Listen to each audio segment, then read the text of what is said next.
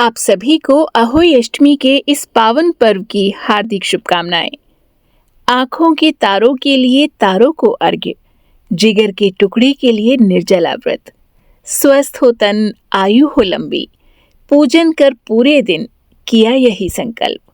जय अहोई माता। जय श्री हरि। जय अहोई माता। अहोई अष्टमी का पवित्र पावन पर्व है कल 13 अक्टूबर 2025, जिसे माताएं अपने बच्चों की लंबी उम्र, स्वास्थ्य और सुख समृद्धि की कामना के लिए करती हैं। कार्तिक कृष्ण पक्ष अष्टमी को मनाए जाने वाले इस त्योहार पर अहोई माता की पूजा की जाती है, जो बच्चों की रक्षक देवी मानी गई हैं। कार्तिक कृष्ण पक्ष की अष्टमी तिथि पर अहोई माता का चित्र या मिट्टी की आकृति बनाकर या फिर गेरू से दीवार पर उनकी आकृति बनाकर उनकी पूजा की जाती है। इस व्रत की खास परंपरा ये भी है कि सूर्यास्त के बाद महिलाएं तारों को अर्घ्य देती हैं। अहोई माता की कृपा अपने बच्चों पर पाने के लिए कथा सुनते वक्त हाथ में रखे चावल और दूब को साथ में ही रखे जल के लोटे की धार के साथ ये अर्घ्य तारों को चढ़ाया जाता है और हर माँ अपने बच्चे के उज्जवल भविष्य की कामना करती है। इस बार कार्तिक कृष्ण की अष्टमी तिथि आरंभ होगी 13 अक्टूबर सोमवार को दिन में 12:24 से और अगले दिन मंगलवार सुबह 11:09 पर समाप्त होगी। इस तरह 13 अक्टूबर की शाम 5:53 से लेकर शाम 7:08 तक पूजा के लिए समय शुभ रहेगा। 6:17 के आसपास तक आसमान में तारे दिखाई देने पर तारों को अर्घ्य देकर अहोई माता से कृपा के लिए प्रार्थना करने के बाद व्रत का पारण किया जाएगा। इस व्रत की पूजा के दौरान अगर संभव हो पाए तो बच्चों को साथ में ही बैठाया जाता है। सबसे पहले गणपति पूजन, फिर अहोई माता का और फिर स्याऊ माता का पूजन किया जाता है। पूजा के लिए अहोई माता का चित्र या तो दीवार पर उस स्थान पर उकेरा जाता है जहां एक सप्ताह बाद हम दीपावली का पूजन करने वाले हैं, या फिर अहोई माता का चित्र बाजार से लाकर भी लगाया जा सकता है। कई घरों में अहोई माता का ये चित्र चावल को पीसकर बनाए गए घोल से उकेरा जाता है। साथ ही पूजा में रखा जाता है ये सब सामान: चांदी की स्याऊ माला, घी का दीपक, करवा, कलश, कुमकुम, अक्षत, 1 कटोरी गेहूं, मौसम का कोई भी फल जैसे सिंघाड़ा, माता का श्रृंगार का सामान और भोग के लिए जो भी आपके यहाँ बनाने की परंपरा हो, जैसे खीर या हलवा, मीठे गुलगुले या मीठे पुए, जो भी आपके यहाँ भोग लगाने की परंपरा हो।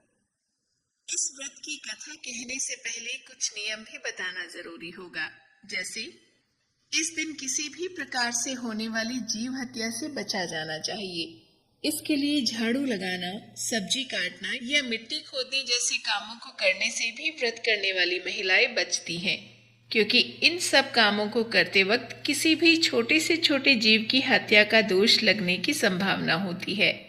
और ये नियम इस व्रत के साथ जोड़ने का कारण आपको इस कथा से पता लग पाएगा। अहोई अष्टमी से संबंधित एक प्रचलित कथा के अनुसार बहुत समय पहले एक साहूकार था जिसके 7 बेटे और 7 बहुएं थी। इस साहूकार की एक बेटी भी थी जो दीपावली के अवसर पर ससुराल से मायके आई हुई थी। दीपावली पर घर को लीपने के लिए 7 बहुएं मिट्टी लाने जंगल में गई, तो ननद भी उनके साथ जंगल की ओर चल पड़ी। साहूकार की बेटी जहां से मिट्टी ले रही थी, उसी स्थान पर स्याहू अपने बच्चों के साथ रहती थी। खोदते हुए गलती से साहूकार की बेटी की खुरपी से स्याहू का एक बच्चा मर गया। स्याहू इस पर क्रोधित होकर बोली कि मैं तुम्हारी कोख बांधूंगी। स्याहू की बात सुनकर साहूकार की बेटी अपनी 7 भाभियों से एक एक करके विनती करती है कि वो उसके बदले में अपनी कोख बंधवा ले। सबसे छोटी भाभी ननद के बदले अपनी कोख बंधवाने के लिए तैयार हो जाती है। इसके बाद छोटी भाभी का हर एक बच्चा जन्म के 7 दिन बाद ही मर जाता था। उसके 7 बच्चों की इसी तरह मृत्यु होने के बाद उसने पंडित को बुलवाकर इसका कारण पूछा। तब पंडित ने सुरही गाय की सेवा करने की सलाह दी। उसके बाद साहूकार की सबसे छोटी बहू सुरही गाय की सेवा करने लगती है। सुरही उसकी सेवा से प्रसन्न होती है और उसे स्याहू के पास ले जाती है। रास्ते में थक जाने पर दोनों आराम करने लगते हैं। अचानक साहूकार की उस बहू की नजर एक और जाती है और देखती है कि एक सांप गरुड़ पंखनी के बच्चे को डसने जा रहा है और वो सांप को मार देती है। इतने में गरुड़ पंखनी वहां आ जाती है और खून बिखरा हुआ देखकर उसे लगता है कि बहू ने उसके बच्चे को मार दिया है और गरुड़ पंखनी छोटी बहू को चोंच मारना शुरू कर देती है। छोटी बहू इस पर कहती है कि उसने तो उसके बच्चे की जान बचाई है। गरुड़ पंखनी इस पर खुश होती है और सुरही सहित उन्हें स्याहू के पास पहुंचा देती है। स्याहू छोटी बहू की सेवा से प्रसन्न होकर उसे 7 बेटे और 7 बहुएं होने का आशीर्वाद देती है। इस तरह समय के साथ स्याहू के आशीर्वाद से छोटी बहू का घर भी बेटे और बहुओं की खुशियों से हरा भरा हो जाता है। अहोई अष्टमी का अर्थ एक प्रकार से होता है अनहोनी को होनी बनाना।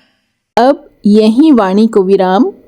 जय अहोई माता, जय श्री राम।